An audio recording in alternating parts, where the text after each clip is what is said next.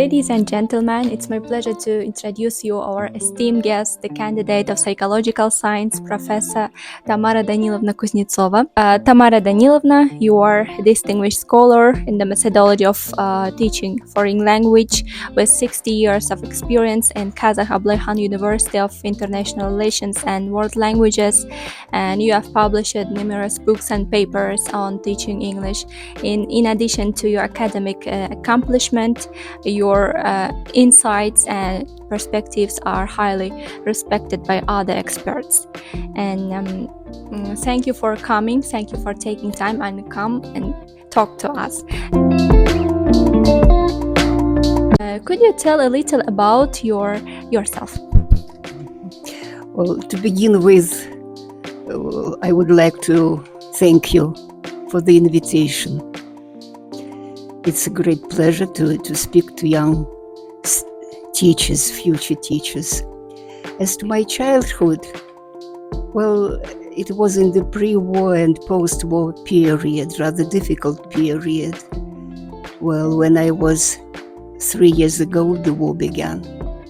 And I entered my first class, well, in 1944, when the war was still.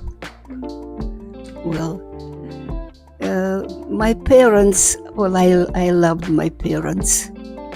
Yes, I had 3 sisters and 1 brother. Yes, well, that's all about my childhood. Thank you. What inspired you to pursue a career? What inspired me to begin my teaching career? Well, first of all, I had a very good teacher of English at school. I loved her. I was in love with her. Well, everything you did, well, it stimulated my future work and my future studies at the university. And how do you approach teaching English to non-native speakers, and what teaching methods do you find most effective? Well, as to the teaching methods, they were different. Well, in my life, yes, extremes meet. Once there was grammar translation method, when all the grammar was taught. Yes, and nowadays we experience communicative, well, methods, different types of communicative methods. Well, in the framework of a new paradigm, lingua-cultural competence paradigm.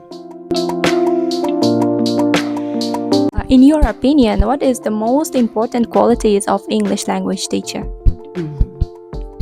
Well, as my experience tells me, the most important thing about foreign language teacher is his devotion to his profession, his love to children and to what he's doing.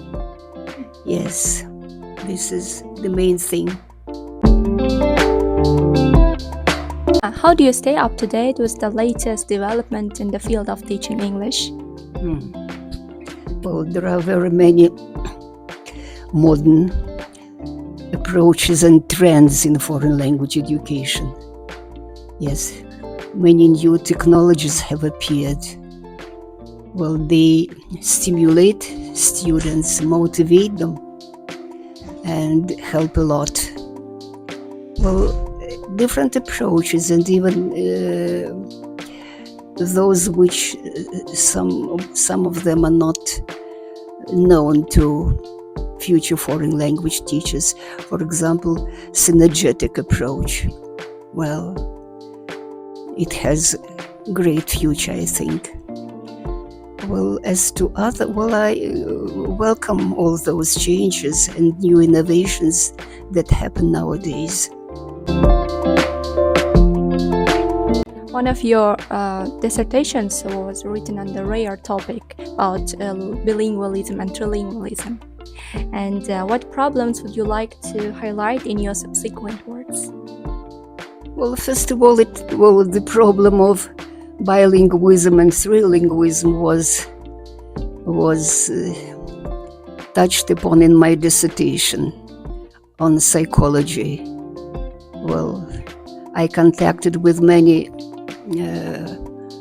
famous psychologists in Georgia, and I defended my dissertation there. As to nowadays,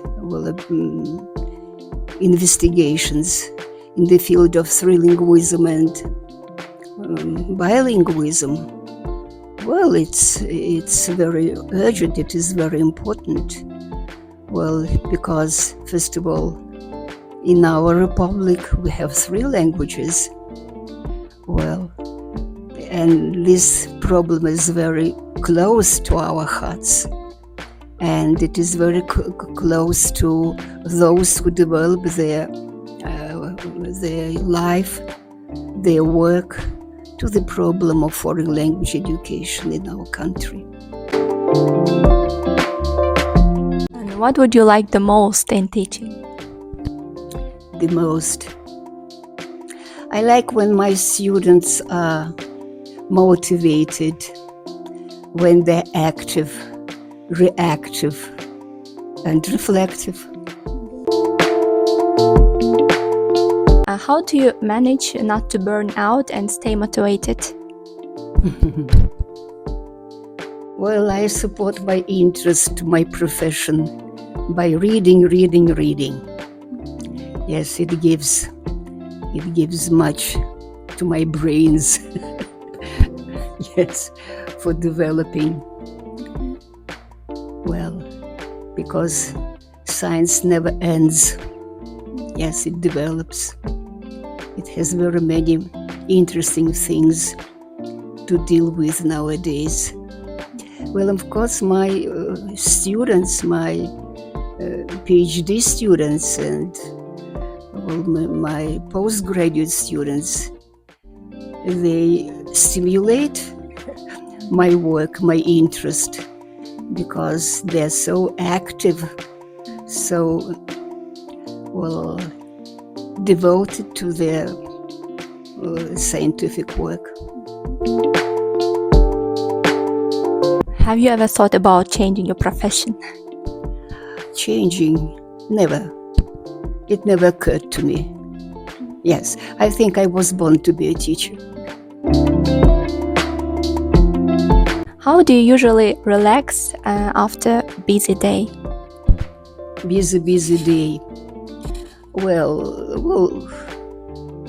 what I do for relaxation. Sometimes I switch on music. Sometimes, I talk to my friends over the phone. Yes, I like many things doing about the house. Looking back on your life, are there any decisions or choices that you would have made differently? Well, I have already told you that I never thought about changing anything. And looking back, it is not concerned with the English, with the teaching. What I would like to change? Well, probably I would like to travel more than I did. Well, yesterday I talked to my former student, Anara. Well, she told me she has traveled in many countries. She visited more than 50 countries altogether. Well, this is very important. What is the place where do you want to go? Nowadays, what I would like to go to? Well, I would like to go to Great Britain again.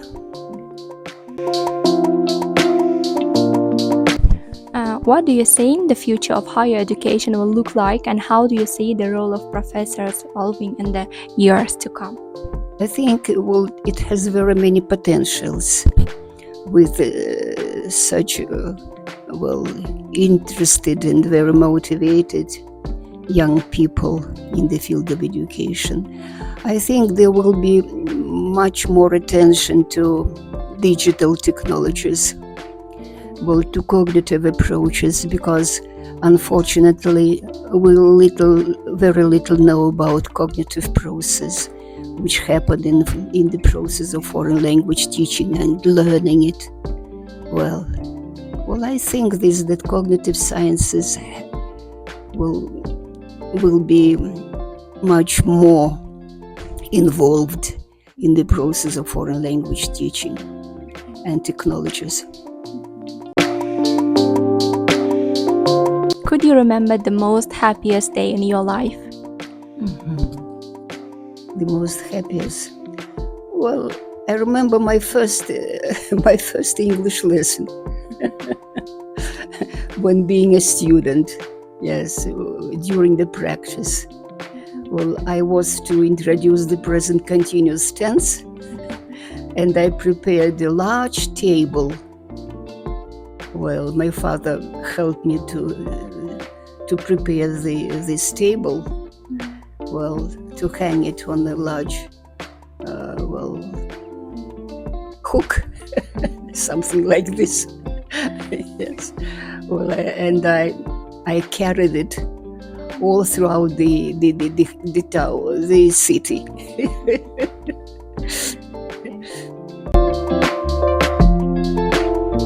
Getting back to the sphere of education, what do you think are some of the biggest challenges facing universities and higher education today?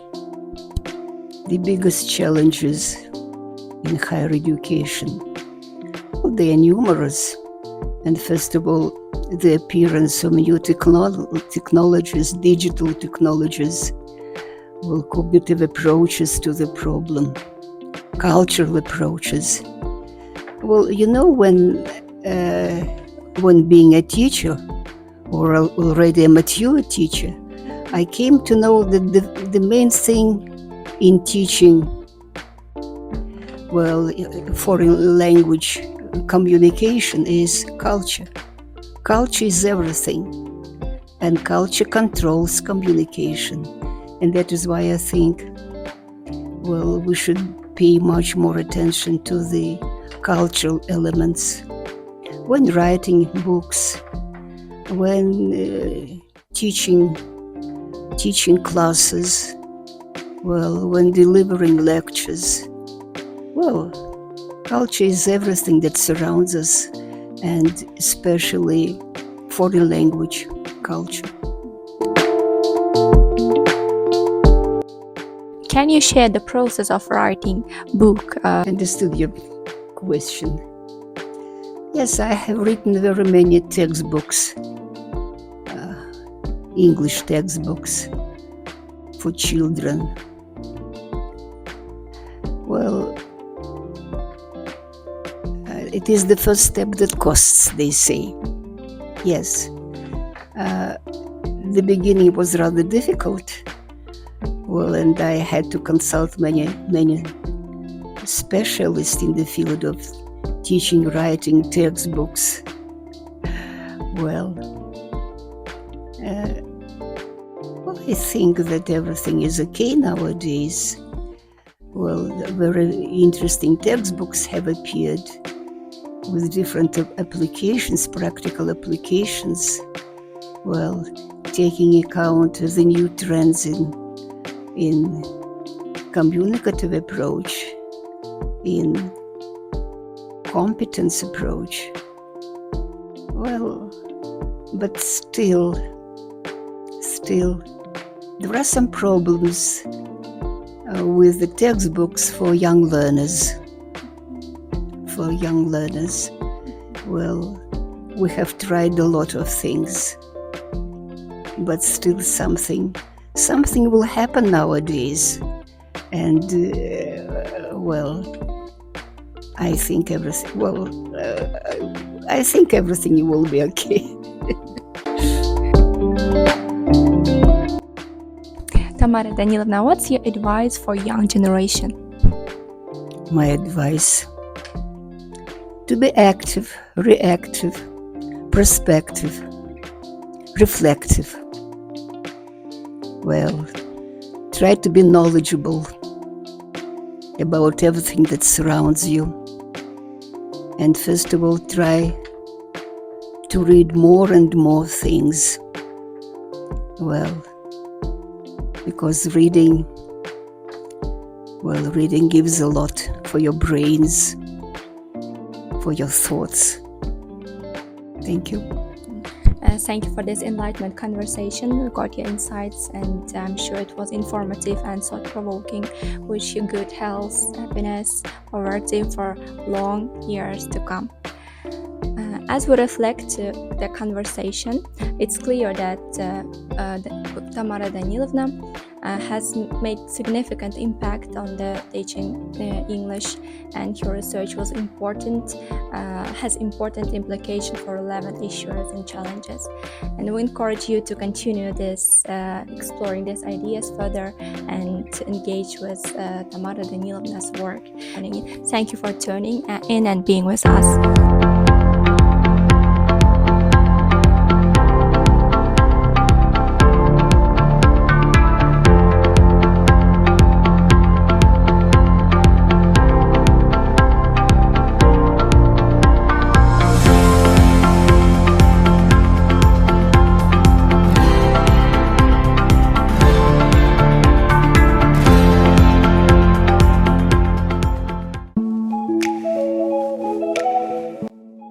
Yes, I know Tamara Danilovna Kuznetsova since the time when I studied at my master degree here at Kazakh University of International Relations and World Languages. She taught us, as far as I remember, cognitive linguistics. She conducted the lectures and seminars with us, and she was always so kind and cute, but at the same time she was strict. And I even remember when at our seminars, at our lectures, when she talked to us about Sapir-Whorf's theory, the theory of relevance, yes, and she told us about such issues from the cognitive linguistics as what is the primary, the thought or the language. And even now I remember her lectures, and she was really so educated professional in her subject, and her English always was perfect. She taught us not only some subjects, some disciplines, but also she supervised our research, and she was the head of the department at that time, the Department of Methodology of Foreign Languages.